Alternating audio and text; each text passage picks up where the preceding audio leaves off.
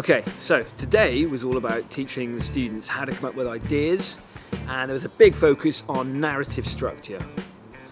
So the narrative structure that we teach the students is really simple. Okay, so in literacy I think they do it slightly differently, but this isn't literacy, this is Heyday. So we teach them that all or most stories, whether they're films, short stories, nursery rhymes, fairy tales, all follow a really simple structure. Want, problem, solution, outcome. Sometimes we show them kind of short comedy clips, and Mr. Bean is really good for this. Love him or hate him, Rowan Atkinson is very good at distilling a story or a short narrative into a short space of time, sometimes without, well, more often than not, without any talking at all. So we'll start by showing them a Mr. Bean clip, and then we'll get them thinking about how they can sum up the film that they've seen in 4 sentences.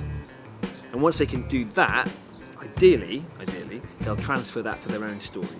So we teach them that first. Then, another really good way of getting them thinking creatively or tapping into their imagination is by playing, on the surface, a really simple game.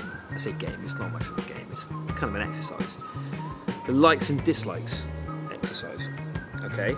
Now, it sounds simple, and I guess it is fairly simple, but the idea is that students list their likes and their dislikes, but we say, don't list like really obvious, basic, kind of standard likes and dislikes.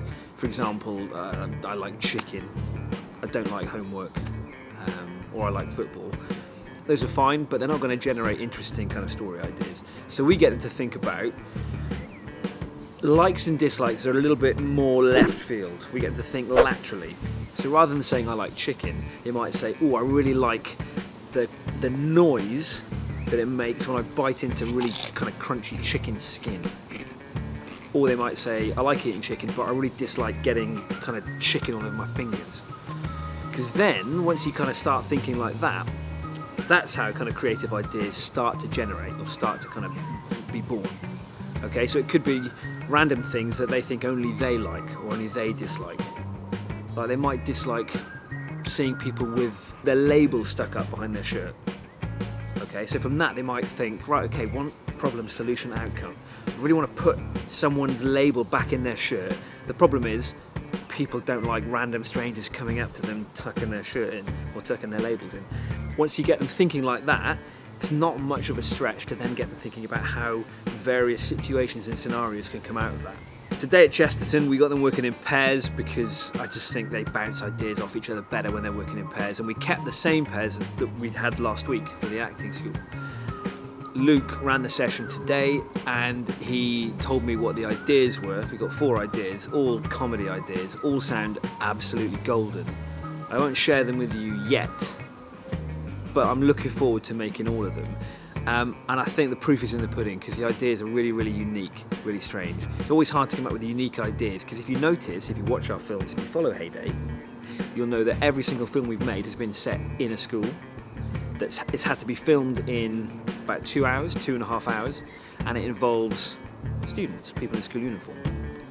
So with those 3 things in mind, it's really hard to come up with, well, I think it's always really hard to come up with new, interesting ideas, but I'm always amazed at how students manage to do it. They always come up with interesting ideas, and these 4 are no exception. I'm looking forward to making them, and I hope you're looking forward to watching them. I'm going to stop talking, and I'll see you next week. Bye.